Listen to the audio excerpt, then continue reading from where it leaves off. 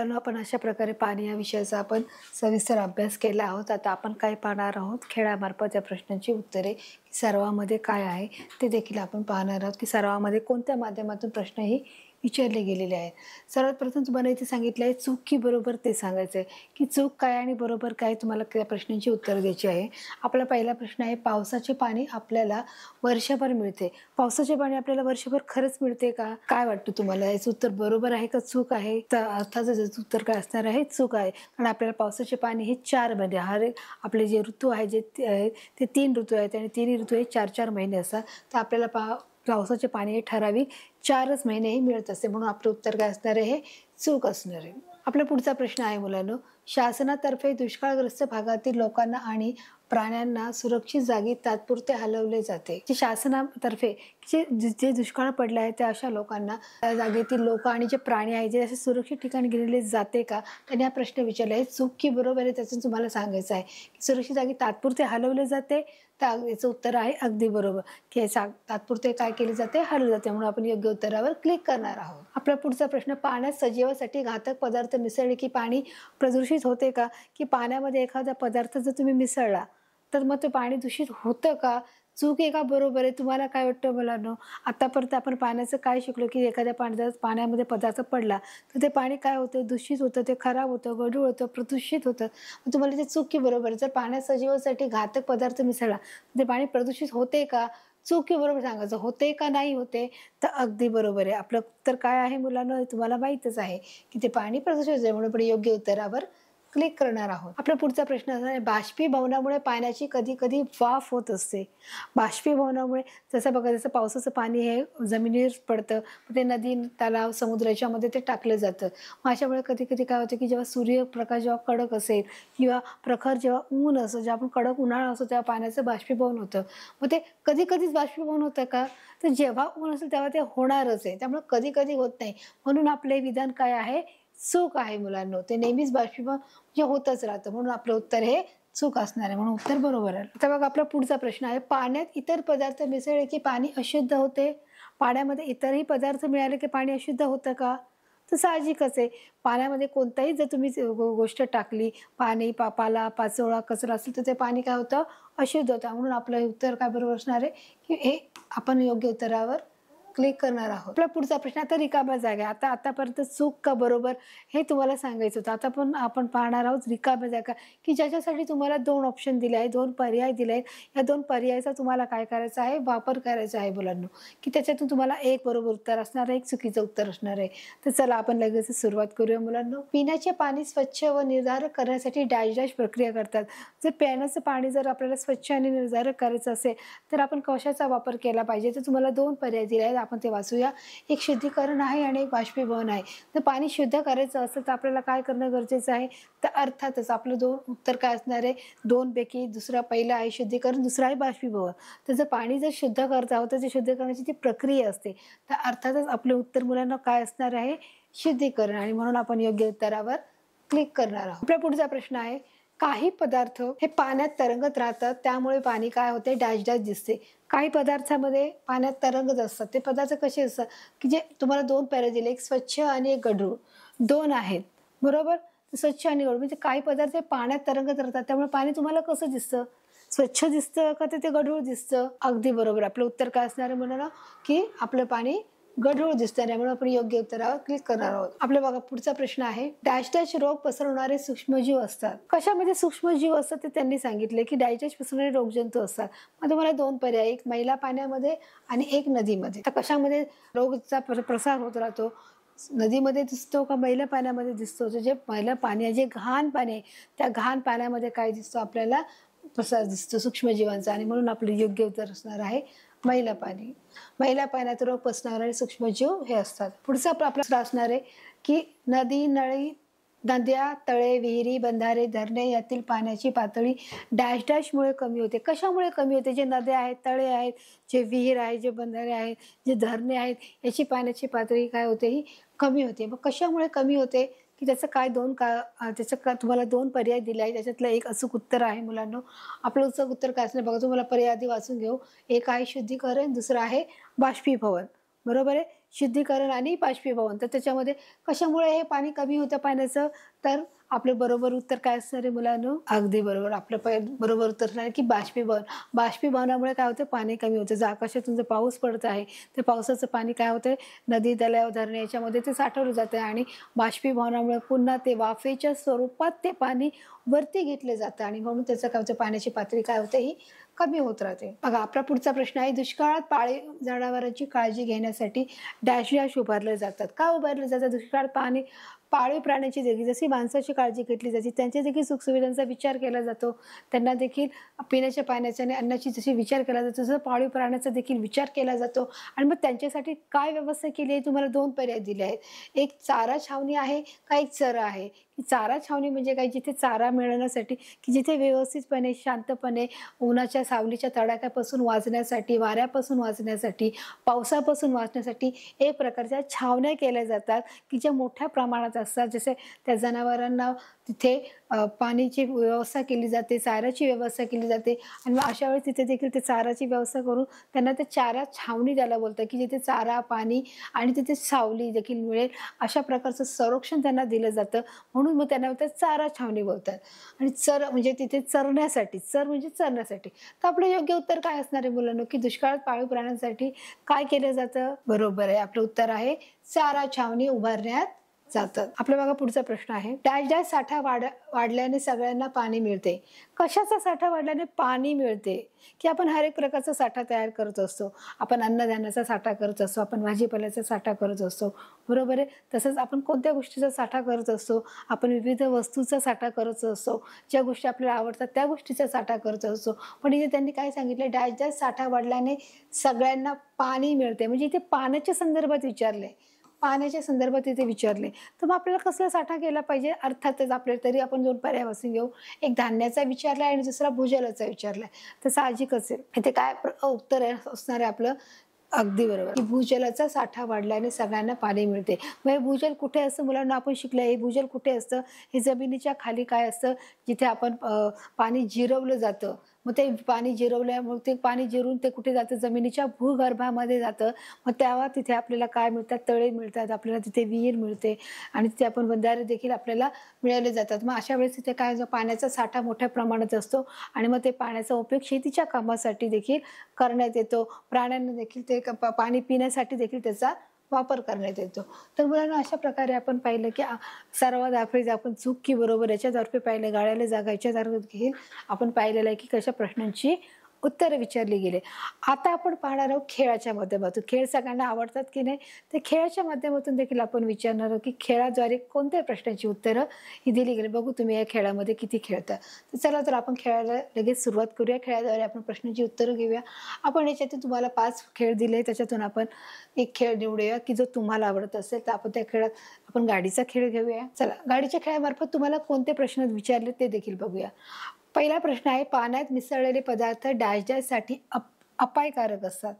की कोणासाठी ते अपायकारक, जे पाण्यामध्ये जे पदार्थ ते मिसळले गेले आहेत ते कोणासाठी फायद्याचे नाहीत किंवा जे अपायकारक, अपाय म्हणजे जे जिथे त्याला त्रास होऊ शकतो, अपाय बोलतो. तर ते 4 तुम्हाला पर्याय दिले गेले आहेत. पर्याय आहे आपला पर्याय 1 निर्जीवांसाठी, दुसरं पर्वतासाठी, तिसरं सजीवांसाठी का चौथं नद्यांसाठी. तर आपलं योग्य उत्तर काय असणार आहे मुलांनो? की साहजिकच आहे आपलं उत्तर काय आहे, की पाणी हे कोणासाठी आहे? सजीवांसाठी. जे सर्व सजीवसृष्टीतील लोकांना पाणी पिण्याची गरज आहे. म्हणून पाण्यात मिसळलेले पदार्थ हे कोणासाठी गरजेचे आहे? हे सजीवांसाठी आहे. निर्जीव जे त्यांना पाण्याची गरज नाही, पर्वत आहे ते पाणी पितात का? जे नद्या आहेत त्याच्यात ऑलरेडी पाणी आहे. ते काय सांगितले, की कोणासाठी? पाण्यात मिसळलेले पदार्थ डायजेस्टसाठी कोणासाठी अपायकारक आहे? ज्या पाण्यामध्ये जे काही केर कचरा गेला आहे, जे काही घाण, ते अपायकारक कोणासाठी असणार आहे? साहजिकच आहे सजीवांसाठी. आणि म्हणून आपण योग्य उत्तरावर क्लिक करणार आहोत. आपला दुसरा प्रश्न आहे, गावाचे सांडपाणी डॅश डॅश मैला पाणी जलस्रोतामध्ये सोडण्यापूर्वी त्यावर डॅश डॅश प्रक्रिया केली जाते. जेव्हा गावाचं जे सांडपाणी आहे, जो मैला पाणी आहे, जे कचरा आहे, ते जलस्रोतामध्ये म्हणजे ते चांगलं करून पाठवलं जातं. पण त्यासाठी काय केलं जातं? सोडण्यापूर्वी त्याच्यावर काय गोष्ट केली जाते म्हणून ही प्रक्रिया करतात. तुम्हाला 4 प्रक्रिया दिल्या आहेत. एक बाष्पीकरण आहे, शुद्धीकरण आहे, नवीनीकरण आहे का स्वच्छीकरण आहे. त्याच्यातल्या 4 पैकी एक आपला पर्याय अचूक आहे मुलांनो. तुम्हाला काय वाटतं? जर हे पाणी, सांडपाणी म्हणा, मैला पाणी म्हणा, हे जलस्रोतामध्ये सोडण्यापूर्वी ते काय केलं जातं? त्याचं असं वाष्पीकरण म्हणजे बाष्पीकरण तुम्ही ऐकले, वाष्पीकरण म्हणजे जे वाष्पीकरण नसतं, शुद्धीकरण म्हणजे जेव्हा प्रक्रिया केली जाते, नवीनीकरण म्हणजे ते नवीन केलं जातं, स्वच्छकरण म्हणजे त्याला साफ केलं जातं. मग आपलं अचूक उत्तर काय आहे मुलांनो? जेव्हा पाणी सोडलं जातं जलस्रोतामध्ये तेव्हा त्याच्यावर काय केलं जातं? शुद्धीकरण केलं जातं. आणि म्हणून आपलं अचूक उत्तरावर काय करणार आहोत? क्लिक करणार आहोत. आपला तिसरा प्रश्न आहे, डायडॅशमुळे आपल्याला पुन्हा पुन्हा पाणी उपलब्ध होते. कशामुळे पाणी आपल्याला पुन्हा पुन्हा उपलब्ध होते मुलांनो? की जेव्हा पाणी सतत येत राहते. कशामुळे होते? 4 पर्याय आपल्याला दिले आहेत. नद्यामुळे, पावसामुळे, बाष्पीभवनामुळे का पुरामुळे? नद्यामुळे आपल्याला पाणी पुन्हा पुन्हा उपलब्ध होते, कारण जेव्हा नदी ही वाहतच असते त्याचे पाणी आपण अनेक जलवाहिन्यांना ते जोडले जाते, म्हणजे त्याच्यातून पाणी हे कमी होतं. पावसामुळे होते का? बाष्पीभवनामुळे पाणी तर निघून जातं वरती. जेव्हा कडक उन्हाळा पडतो त्या उन्हामध्ये काय होतं? पाण्याचं बाष्पीभवनात रूपांतर होतं आणि ते धुराच्या वाफेच्या मार्फत ते काय होतं? पाणी पुन्हा आकाशामध्ये ढगामध्ये घेतलं जातं. पूरमध्ये काय होतं? पाण्याचा काय होतं? लोंढा साठवतो. म्हणजे जर पाऊस खूप जेव्हा जास्त पडतो तेव्हा गावांना काय होतं? पूर येत असतो. मी इथे काय सांगितलं की आपल्याला मग पाणी कधी उपलब्ध होतं? तर जेव्हा पाऊस पडतो तेव्हा काय होतं? आपल्याला पाणी उपलब्ध होतं. म्हणून आपण योग्य उत्तरावर काय करणार आहोत? क्लिक करणार आहोत. सर्वसाधारणपणे आपल्याला वर्षातून डॅश डॅश महिने पावसाचे पाणी मिळते. किती पाणी मिळते सांगा बरं? वर्षातून किती महिने पाणी मिळते? तर तुम्हाला 4 पर्याय आहेत. 2 आहे, 3 आहे, 6 आहे आणि 4 आहे. तुम्हाला काय वाटतं मुलांनो, किती महिने आपल्याला पाणी मिळत असतं? अगदी बरोबर आहे. आपल्या पावसाचं पाणी किती महिने मिळतं? 4 महिने मिळतं. आणि 4 महिने आहे म्हणून आपण आपलं बरोबर उत्तर काय असणार आहे? 4. आणि म्हणून योग्य उत्तरावर क्लिक करणार आहोत. 5वं, जेव्हा पिण्याच्या पाण्याची टंचाई जाणवते तेव्हा डॅश डॅश पडतो. जेव्हा आपल्याला पाणी बाबा पाऊस पडलेला नसतो आणि जेव्हा आपलं जे उपलब्ध असलेलं पाणी ते देखील संपून जातं, मग जेव्हा पिण्याच्या पाण्याची टंचाई पडते मग त्यावेळेस काय होतं मुलांनो? किंवा आपण काय जाणवतो? आपल्याला पाऊस जाणवतो का? पूर जाणवतो का? दुष्काळ जाणवतो का? का गारा जाणवतो? काय जाणवतं? की जेव्हा आता आपल्याला पिण्याच्या पाण्याचा प्रॉब्लेम आहे, ती समस्या आहे, मग त्यावेळेस काय आपल्याला खूप पाणी, पुरामध्ये खूप सारं पाणी येत असतं, जे सगळ्या ठिकाणाहून वाहत असतं, ते घाण असतं, ते पिऊ शकतो का? बघा, नाही. दुष्काळ असतं, दुष्काळामध्ये तर पाणीच मिळत नाही, त्याच्यामुळे हे ऑप्शन असूच शकत नाही. गारा, जेव्हा पाऊस पडतो तेव्हा ते गारा पडत असतात, ज्या बर्फाच्या स्वरूपाचे, ज्या आकाराचे असतात, जे मोठे मोठे जे गोळे असतात जे बर्फाच्या आकाराचे, ते पावसाबरोबर ते गारा पडत असतात. मग हे देखील पर्याय असू शकत नाही. मग आपला पर्याय नेमका काय? की जेव्हा पिण्याच्या पाण्याची टंचाई जाणवते तेव्हा काय पडतं? की आपल्याला दुष्काळ जाणवतो, की पाणीच नाहीये ना, म्हणूनच आपण म्हणतो ना दुष्काळ, की पाण्याची समस्या आहे. म्हणून आपलं अचूक उत्तर काय असणार? की तेव्हा दुष्काळ पडतो. म्हणून आपण योग्य उत्तरावर क्लिक करणार आहोत. बघा इथे काय सांगितलंय? 6व्या प्रश्नामध्ये पाण्याचा वापर डायडॅश केला पाहिजे. कसा वापर केला पाहिजे? तुम्हाला 4 पर्याय दिले आहेत. उधळपट्टीने, खूप, काटकसरीने का अति प्रमाणामध्ये. जर पाण्याचा वापर करतोय तर आपण कशाचा केला पाहिजे? कसा केला पाहिजे तो? जे पाणी असो, पाणी, वीज, नळ जे आहे ते कशा प्रकारे आपण वापर केला पाहिजे? इंधन आहे, याचा सर्वांचा वापर आपण कसा केला पाहिजे? काटकसरीने केला पाहिजे ना मुलांनो, की जे आता आपल्याला मिळते पण पुढच्या पिढीला देखील त्याची गरज आहे. म्हणून आपण जे काही इंधन आहे म्हणा, वीज आहे, पाणी आहे, या सर्व गोष्टीचा आपण काय केला पाहिजे? काटकसरीने वापर केला पाहिजे. मग उधळपट्टी म्हणजे जसं मिळालं तसं त्याचं काय करायचं? उडवत राहायचं. खूप म्हणजे खूप जास्त प्रमाणात, अति प्रमाणात मध्ये देखील खूप मोठ्या गोष्टीमध्ये, खूप प्रमाणामध्ये. काटकसरीने म्हणजे जशी गरज लागेल तशी, जेव्हा गरज असेल तेव्हाच पाण्याचा उपयोग करायचा असतो. म्हणून आपलं बरोबर उत्तर काय असणार? काटकसरीने. पाण्याचा वापर काय? काटकसरीने केला पाहिजे. काटकसरीने. मग आपण योग्य उत्तरावर काय करणार आहोत? क्लिक करणार आहोत. आपला 7वा प्रश्न आहे, पाण्यात डॅश डॅश मिसळले की पाणी अशुद्ध होते. पाण्यामध्ये काय मिसळले की अशुद्ध होते? तुम्ही मला सांगा. की आपण जर पाणी घेतलं त्या पाण्यामध्ये काय टाकलं तर ते पाणी अशुद्ध होऊ शकतं? तर तुम्हाला 4 पर्याय दिले आहेत. माती आहे, क्लोरीन आहे, साखर आहे आणि मीठ आहे. बघा, तुम्हाला हे 4 पर्याय, त्यापैकी एक पर्याय बरोबर आहे. माती टाकली की अशुद्ध होते. क्लोरीन टाकल्यामुळे अशुद्ध होतं का? साखर आणि मीठ आणि क्लोरीन हे कसे पदार्थ आहेत? सफेद कलरचे आहेत. ते पाण्यामध्ये टाकले तरी त्या पाण्याचा रंग बदलत नाही. त्याच्यामुळे ते पाण्यामध्ये आहे की नाही हे देखील समजत नाही. परंतु जर आपण माती टाकली पाण्यामध्ये तर ती काय होते? लगेच पाणी अशुद्ध होते. पाण्यामध्ये जे मातीमध्ये जे मातीचे जे पार्टिकल्स असतात, जे बारीक बारीक कण असतात, ते कण काय केले जातात? त्या पाण्यामध्ये मिसळले जातात आणि त्याच्यामुळे पाणी काय होतं? अशुद्ध होतं. म्हणून आपण योग्य उत्तर आपलं काय असणार आहे मुलांनो? अगदी बरोबर. आपलं योग्य उत्तर असणार आहे माती. म्हणून आपण योग्य उत्तरावर क्लिक करणार आहोत. आपला 8वा प्रश्न आहे, नदीमध्ये जास्त प्रमाणात अशुद्ध मिसळलं गेलं तर डॅश डॅशचे प्रमाण कमी होते. नदीमध्ये जास्त प्रमाणे जर अशुद्ध मिळाली तर त्या नदीमध्ये जे पाण्याचं काय कमी होतं? तुम्हाला 4 पर्याय दिले. कोणत्या वायू चं प्रमाण हे काय होतं, कमी होतं. तुम्हाला इथे काही वायूंची नावं दिली आहेत. ते वायूंच्या नावामध्ये तुम्हाला एक जे आहे जे उत्तर ते तुम्हाला बरोबर सांगायचं आहे. आपण वाचून घेऊया. नायट्रोजन आहे पहिलं, दुसरं कार्बन आहे, तिसरं क्लोरीन आहे आणि चौथं ऑक्सिजन आहे. तर या चारपैकी कोणत्या वायूचं प्रमाण हे कमी होतं जेव्हा अशुद्धी त्याच्यात जास्त मिसळली जाते. जास्त प्रमाणामध्ये ज्या नद्यांमध्ये, तलावामध्ये जेव्हा जास्त प्रमाणामध्ये अशुद्धी मिसळली जाते त्यावेळेस काय कमी होतं? नायट्रोजन, कार्बन, क्लोरीन कमी होतं का? तर नाही. आपलं बरोबर उत्तर काय असतं रे मुलांनो? बरोबर, ऑक्सिजन. तर त्याच्यातील बऱ्याच प्रमाणामध्ये ऑक्सिजन हे काय होतं असं कमी होत राहतं. ऑक्सिजनचं प्रमाण कमी होतं. आपला प्रश्न आहे 9वा. पाणी अडवून, जिरवून किंवा साठवून पावसाळ्यानंतरच्या काळात उपलब्ध करून देणे यालाच काय म्हणतात? म्हणजे पाणी जे अडवलं जातं, जे जिरवलं जातं आणि साठवलं जातं. जेव्हा पाणी पडतं तेव्हा ते काय केलं जातं? अडवलं जातं, जिरवलं जातं आणि साठवलं जातं. त्या पावसाळ्यानंतरही आपण त्याचा वापर केला जातो. मग त्या गोष्टीला काय म्हणतात? मग आपल्याला बघा इथे तुम्हाला 4 पर्याय दिले आहेत. पहिला आहे जलव्यवस्थापन, दुसरा आहे जलशुद्धीकरण, तिसरा आहे जलसाठे आणि चौथा आहे जलविभाग. बरोबर आहे? आता जलविभाग म्हणजे पाण्याचे जे काही विभाग असतात की जे प्रत्येक ठिकाणी जे पाण्याचे विभाग असतात त्याला आपण पाण्याचे विभाग असे बोलतो. जलविभाग, पाण्याचे विभाग. जलसाठे म्हणजे जे छोटे छोटे जे साठे केले असतात त्याला जलसाठे बोलतात. जलशुद्धीकरण म्हणजे जे पाणी शुद्ध करण्याची जी प्रक्रिया आहे त्याला जलशुद्धीकरण असं म्हणतात. परंतु इथे काय दिली आणि चौथं जलव्यवस्थापन. व्यवस्थापन म्हणजेच काय की एक आराखडा आहे. जलव्यवस्थापन, जल म्हणजे पाण्याचा जो एक आराखडा आहे की तो कशा प्रकारे त्याचं व्यवस्थापन म्हणजे कशा प्रकारे त्या गोष्टीची व्यवस्था केली गेली आहे ते त्या आपण याच्यामध्ये शिकतो त्या पाठामध्ये की म्हणून पाणी अडवून, जिरवून, साठवून पावसानंतरच्या काळात उपलब्ध करून देणारे याला काय म्हणतात? आपण साहजिकच जलशुद्धीकरण म्हणू शकत नाही. जलसाठे, मग आपलं उत्तर काय असणार आहे मुलांनो? त्याला जलव्यवस्थापन असे बोलले जातं आणि म्हणून आपण योग्य उत्तरावर क्लिक करणार आहोत. आपला 10वा प्रश्न आहे. बाष्पीभवनामुळे पाण्याची सतत डॅश होत असते. जेव्हा बाष्पीभवन होत असतं मुलांनो तेव्हा काय होतं नेमकं? हा तुम्हाला प्रश्न विचारला की बाष्पीभवनामुळे कोणत्या गोष्टी होतात? मग तुम्हाला 4 पर्याय आहेत. एक वाफ आहे, ढग आहे, तिसरं बर्फ आहे आणि चौथं ठोस आहे. म्हणजे याच्यातून 4 गोष्टीतून कोणत्या गोष्टी होऊ शकतात? मग बाष्पीभवनामुळे काय होते? ढग निर्माण होतात का? तर नाही. बर्फ निर्माण होतं जेव्हा बाष्पीभवन होतं तेव्हा जेव्हा काय येतो? धूर निघतो. बरोबर? वाफ निघते. मग ते वाफ निघते. मग इथे काय निघते? बर्फ होतं का? ठोस होतं का? नाही. तर मग जेव्हा बाष्पीभवन होतं तेव्हा नक्कीच आपलं उत्तर काय असणार आहे? अगदी बरोबर की बाष्पीभवनामुळे पाण्याची सतत वाफ होत असते आणि म्हणून आपण योग्य उत्तरावर क्लिक करणार आहोत. आपला अभ्यास, सराव आणि खेळ हे घेतलेले आहेत.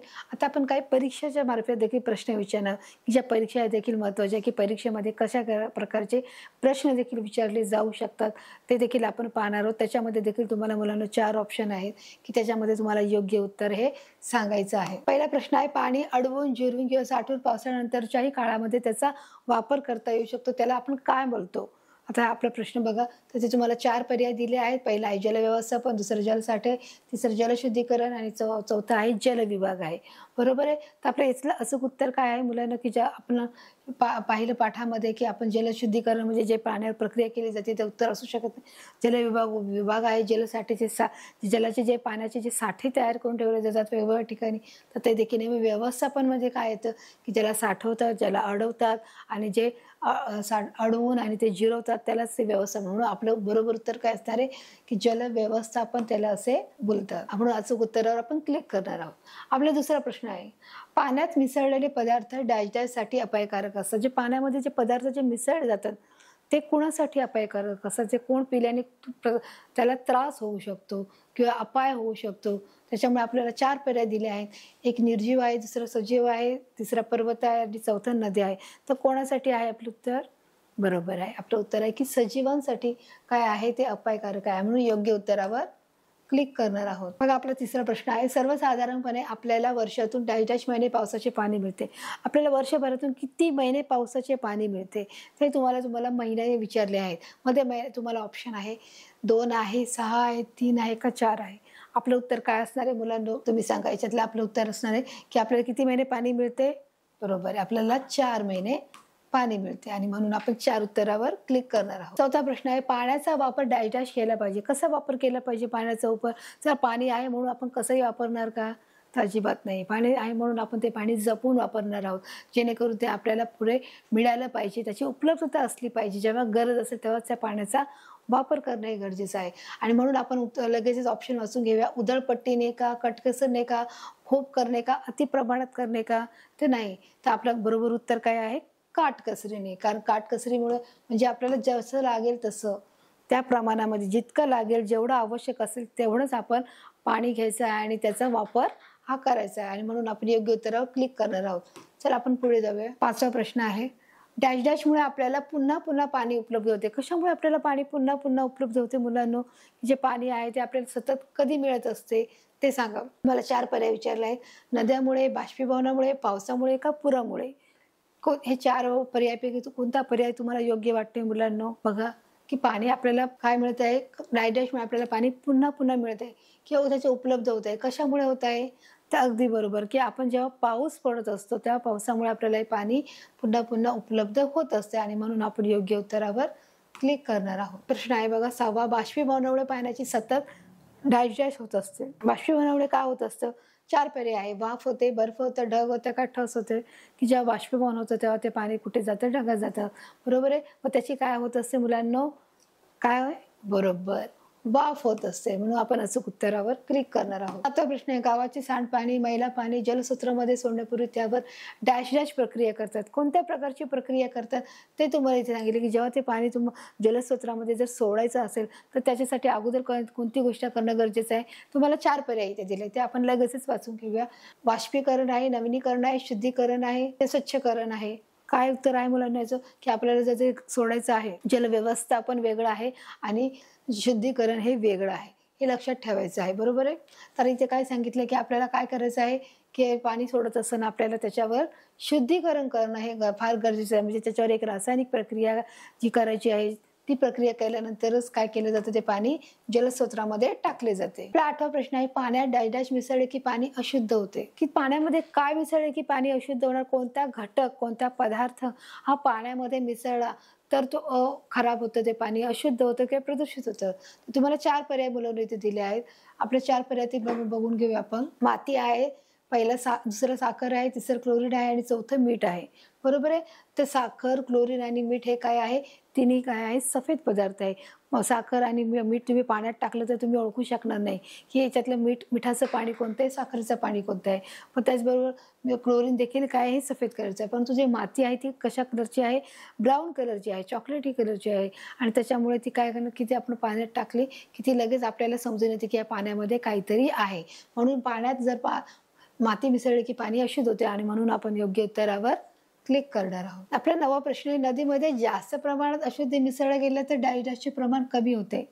नदीमध्ये काय जास्त प्रमाण अशुद्धी मिसळले गेल्यामुळे कोणत्या घटकाचे किंवा कोणत्या वायूचे प्रमाण हे कमी होत जाते ते आपल्याला इथे सांगायचं आहे. की नायट्रोजन का पहिला आहे नायट्रोजन, दुसरा आहे क्लोरीन, तिसरा आहे कार्बन आणि चौथा आहे ऑक्सिजन. ते चौथ्यापैकी आपलं बरोबर उत्तर की जे नायट्रोजन आहे, क्लोरीन जो आहे तो पावडर आहे त्याच्यामुळे ते असू शकत नाही. जे कार्बन जे आपण धुरामार्फत जर बाहेर निघतो तो कार्बन असतो. बरोबर आहे. जे नायट्रोजन हे काय आहे? कार्बन डायऑक्साईड आणि नायट्रोजन हे काय असतं की हवेमध्ये देखील ते मिसळायचं. पण त्यांनी नदीच्या मध्ये सांगितले की त्याचं देखील काय होतं? प्रमाण कमी होतं. मग कोणाचं कमी होतं? की जे ऑक्सिजन या घटकाचं प्रमाण काय होतं? कमी होतं. आणि म्हणून आपण योग्य उत्तरावर क्लिक करणार आहोत. आपला 10वा प्रश्न आहे, जेव्हा पिण्याच्या पाण्याची टंचाई जाणवते तेव्हा डॅश डॅश पडतो. जेव्हा आपल्याला कळतं की नाही बाबा आता पाणी कमी आहे, आपल्याला पाणी जपून वापरायचं आहे, की पाण्याचं जेव्हा तिथे काय येतो की ते पाणी आपल्याला मिळत नाहीये, तर मग तुम्हाला कोणत्या इथे पर्याय आहे 4 पर्यायापैकी की तेव्हा तुम्हाला काय जाणवतं? पाऊस जाणवतो, दुष्काळ जाणवतो, पूर जाणवतो का गारा जाणवतो? तर साहजिकच आपल्याला जर पाऊसच नाही पडला आणि जर पिण्याच्या पाण्याचं जर एवढं आपल्याला समस्या आहे तर त्या ठिकाणी आपण काय बोलणार आहे की आपल्याला त्यावेळेस अगदी बरोबर काय जाणवणार आहे मुलांनो? बरोबर, आपल्याला दुष्काळ जाणवणार आहे. म्हणून आपण योग्य उत्तरावर क्लिक करणार आहोत. अशा प्रकारे आपण सर्व प्रश्न सोडवले. एकूण प्रश्न 10 होते, सोडवलेले प्रश्न 10 होते, बरोबर उत्तर 10 होते आणि चुकलेलं उत्तर एकही नाही. तर अशा प्रकारे आपण सराव, खेळ आणि परीक्षेच्या माध्यमातून आपण प्रश्नांची उत्तरे जाणून घेतली. चुकी बरोबर हे बघून घेतलं की काढलेल्या जागा बघून घेतल्या. याच्या खेळाच्या मार्फत देखील काही प्रश्नांची उत्तरं पाहिली की 4 जे तुम्हाला पर्याय दिले होते त्याच्यातून पाहिलं. ज्या परीक्षेच्या माध्यमातून देखील आपण प्रश्नाची उत्तरं मुलांना आपण सोडून घेतली की जे परीक्षेच्या माध्यमातून कोणत्या प्रकारचे प्रश्न दिले गेले ते देखील पाहिले. आता आपण प्रश्न उत्तरे म्हणजे जे लघुत्तरी प्रश्न आहेत आणि जे दीर्घोत्तरी प्रश्न तुम्हाला कशा प्रकारे विचारले पाण्याच्या पाठाच्या द्वारे ते देखील मुलांना आता आपण पाहणार की कशा प्रकारे आपण या प्रश्न उत्तरेचा आपण तुम्ही उत्तर देतात. आता बघा आपण इथे पाहणार आहोत. मला आपला पहिला प्रश्न आहे, पाणी प्रदूषित आहे असे आपण कधी म्हणतो ते सांगा मला. की आता हे पाणी आहे ते मी ग्लास घेतला, त्या काचेचा ग्लास घेतलाय, एक स्वच्छ काचेचा ग्लास घेतला आहे आणि दुसरा एक पाणी घेतले तर तुम्ही स्वच्छ ग्लास घेतलाय. पण एका पाण्यामध्ये मी समजा माती टाकली, केर कचरा टाकलाय, तर आपल्याला कोणतं पाणी स्वच्छ दिसेल आणि कोणतं अस्वच्छ दिसेल?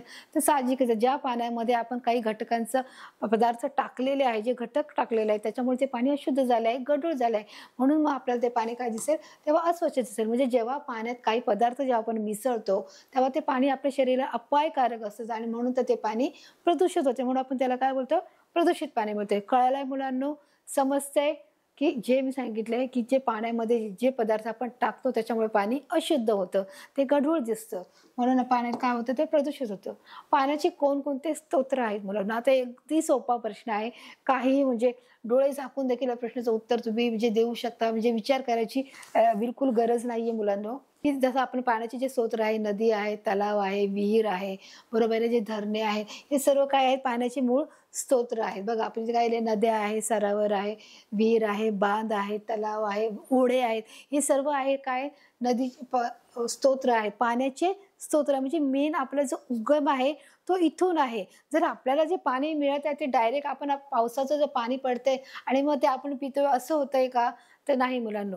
ते आधी नदीमध्ये, तलावामध्ये, ओढ्यामध्ये, विहिरीमध्ये, बांधामध्ये ते अडवलं जातं ते पाणी आणि ते पाणी मग त्याच्यावर ते पाण्याची टाकी केली जाते, त्याच्यावर जलशुद्धीकरण केलं जातं, त्याच्यावर प्रक्रिया करून ते आपल्यापर्यंत ते पाणी सुरक्षित पोहोचवलं जातं, ते निर्जंतुक केलं जातं, ते गाळून ते गाळून देखील केलं जातं आणि मग अशा प्रकारे विविध प्रक्रिया करून ते आपल्यापर्यंत डायरेक्ट घरापर्यंत ते पोहोचवलं जातं, गावापर्यंत देखील पोहोचवलं जातं.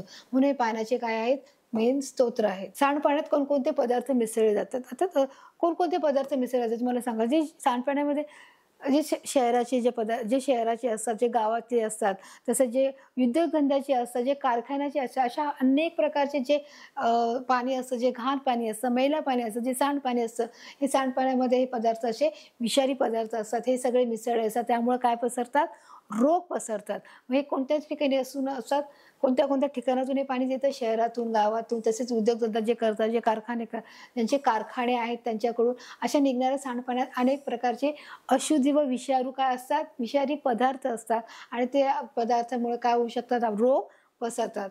अशामुळे ते देखील आपल्याला काय होऊ शकतो? आपल्या शरीराला आजार होऊ शकतो. बघा इथे काय सांगितलं? पुढचा प्रश्न, गावाचे सांडपाणी, मैला पाणी जलस्रोतामध्ये सोडण्यापूर्वी त्यावर काय केलं जातं? काय केलं जातं? गावाचे सांडपाणी किंवा मैला पाणी जे सोडण्याआधी, जलस्रोत सोडण्याआधी आपण त्याच्यावर काय केली जाते? एक प्रकारची प्रक्रिया केली जाते. ती प्रक्रिया करूनच काय केलं जातं? ती शुद्धीकरणाची जी प्रक्रिया असते, ती शुद्धीकरणाची प्रक्रिया करूनच ते गावात ते पाणी काय केलं जातं? सांडपाण्याचं ते जी व्यवस्था जे काय आहे, जे जलस्रोतामध्ये सोडलं जातं. गावाचे सांडपाणी, मैला पाणी जलस्रोतामध्ये सोडण्यापूर्वी सांगितले, सोडण्याच्या अगोदर, सोडल्यानंतर नाही करत, सोडण्याच्या अगोदर काय केलं जातं? त्यावर शुद्धीकरण प्रक्रिया असते, ती केली जाते आणि मगच ते पाणी सोडलं जातं मुलांना.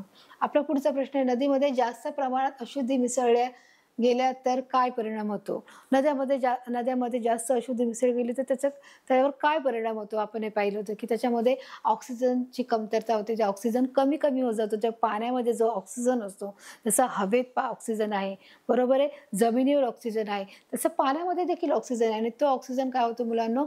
कमी कमी होत जातो आणि ते कमी झाल्यामुळे काय होतं? तिथे जे पाण्यामधले जे जीवजंतू आहेत त्यांना देखील श्वास घ्यायला काय होतं? श्वासोच्छवासासाठी त्यांना त्रास होऊ शकतो आणि म्हणून त्याची देखील एक प्रक्रिया असते. ते ऑक्सिजन तिथे सोडला जातो. मग हवा खेळती राहण्यासाठी तिथे पंपाद्वारे ते काय केले जातं? ऑक्सिजन सोडला जातो.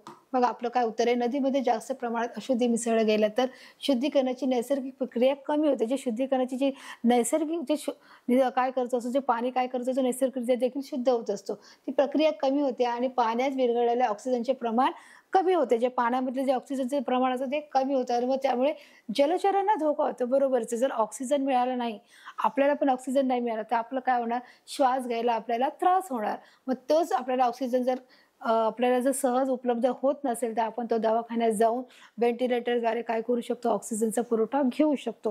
मग अशा प्रकारे जे पाण्यातले जे जलचर आहेत त्यांना देखील काय होतं? ऑक्सिजन न मिळाल्यामुळे त्यांना देखील हा धोका निर्माण होत असतो. आपला पुढचा प्रश्न आहे, दुष्काळात कोणती परिस्थिती निर्माण होते मला सांगा? दुष्काळामध्ये पाणी नसल्यामुळे काय होतं? की अन्नाची पुरवठा होत नाही, चारा मिळत नाही, सगळ्या ठिकाणी जमीन कोरडी पडते, जमीन कोरडी पडल्यामुळे अन्न मिळत नाही, चारा मिळत नाही, अशा ठिकाणी पाण्याचा साठा होत नाही.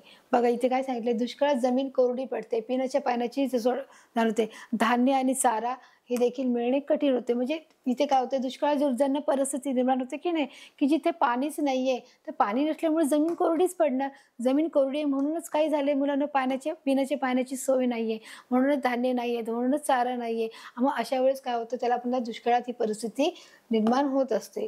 दुष्काळ म्हणजे काय, आता दोन्ही प्रश्नाचं उत्तर एकच आहे मुलांनो, की दुष्काळजन्य परिस्थिती म्हणजे काय आणि दुष्काळ म्हणजे काय. की दुष्काळ म्हणजे की ज्या ठिकाणी बरेच वर्षापासून, बरेच महिन्यांपासून, बरेच वर्षापासून ज्या जमिनीवर पाऊसच पडला नाही, पाणीच पडलं नाही, म्हणजे ती जमीन काय झाली आहे, कोरडी झाली आहे. मग अशा कोरड्या जमिनीमध्ये काय होत नाही, धान्य पिकत नाही. धान्य न पिकल्यामुळे की काय होते, धान्य आपल्याला उपलब्ध होत नाही, पिण्याच्या पाण्याचा प्रॉब्लेम होतो, धान्याचा प्रॉब्लेम येतो, चाराचा प्रॉब्लेम होतो. त्यामुळे अशा वेळेस दुष्काळग्रस्त परिस्थिती निर्माण होते आणि पाण्याची टंचाई खूप मोठ्या प्रमाणात होते.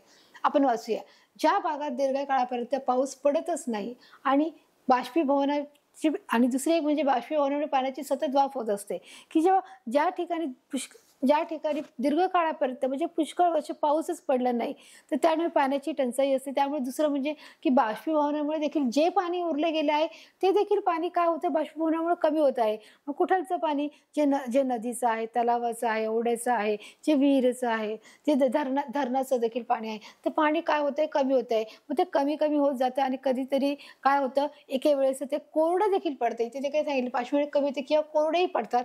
अशा वेळी पिण्याच्या पाण्याची काय होते, टंचाई होते. मग अशा वेळेस पिण्याचं पाणी देखील आपल्याला मिळत नाही. शेती करणं तर दूरच आहे, पण आपल्या स्वतःला प्यायला देखील पाणी त्यावेळेस मिळत नाही. मग त्याच्या वेळेस काय होतं, मग त्याला आपण दुष्काळी असं म्हणतो, की दुष्काळ पडला असं देखील म्हणू शकतो. पावसाळ्यानंतरही पाणी उपलब्ध होण्यासाठी शासन आणि नागरिक कोणती कामे करत असतात, की पावसाळ्यानंतरही जर आपल्या प्रत्येकाला जर पाणी मिळालं पाहिजे असं आपलं ठरवलं, की जर मग शासन आणि नागरिक मिळून ते काय काम करत असतात, की शासनाला जे शक्य की ते शासन काय करत असतं, पावसाळ्यानंतर पाणी मिळावं, सगळ्या नागरिकांना पाणी मिळालं पाहिजे यासाठी शासन काय करतं, की जे मोठे मोठे काय करतात, धरणे बांधत असतात. मग प्रत्येक ठिकाणी धरण बांधणं हे शक्य नसतं. मग त्यावेळेस काय करतात, की काय नागरिक जे असतात गावात, ते काय करतात, छोटे छोटे तलाव बांधतात, जे आड बांधतात, जे तलाव बांधते छोट्या प्रमाणामध्ये काय म्हणतात, तलाव बांधतात. तलाव बांधल्यामुळे ते काय करतात, मोठी धरणे बांधतात, तलावाची निर्मिती करतात, उतारावर लहान लहान बंधारे बांधतात, बंधारे बांधण्याचं काम करतात, आडवे चर खणले जातात, गावातील ओढे नाले यावर देखील बांध घालून काय केलं तर पाणी अडवलं जातं. मग अशा प्रकारे काय करतात, की हे पाणी पाऊस पडतो त्यावेळेस मिळतो, पण पाऊस नसेल त्यावेळेस देखील पावसाळ्यानंतरही पाण्याची उपलब्ध झाली पाहिजे, प्रत्येक नागरिकाला पाणी मिळालं पाहिजे याची देखील ते काय करत असतात, त्या गोष्टीची काळजी घेतली. आणि अशा प्रकारे शासन आणि नागरिक मिळून काय करतात, पाण्याची व्यवस्था करण्याचा प्रयत्न करत असतात. चला आपण पुढे जाऊया. पावसाचे पाणी कशासाठी अडवावे लागते, काय करायला लागतं, पिण्याच्या पाण्याचं, आपल्याला पाणी पिण्याची गरज आहे ना, पाणी पिण्याचा जो मोठा प्रश्न आहे त्याच्यासाठीच पाण्याची गरज आहे, की वर्षभर पाण्याची ही गरज भागवण्यासाठी, म्हणूनच आपल्याला पाणी अडवावे लागते. जे 4 महिने फक्त पाऊस पडतो, पण बाकीचे 8 महिने काय करणार, जर 4 महिन्यामध्ये पाऊस पडतोय म्हणून आपल्याला पाणी मिळते, पण बाकीचे 8 महिने काय करणार आहे, मग ते आपल्याला पाणी वर्षभर पुरवायला पाहिजे ना, वर्षभर प्रत्येकाला ते मिळालं पाहिजे. प्रत्येक भारतातले नाही तर प्रत्येक जगभरामध्ये प्रत्येकाला ते पाणी मिळणं हे गरजेचं आहे.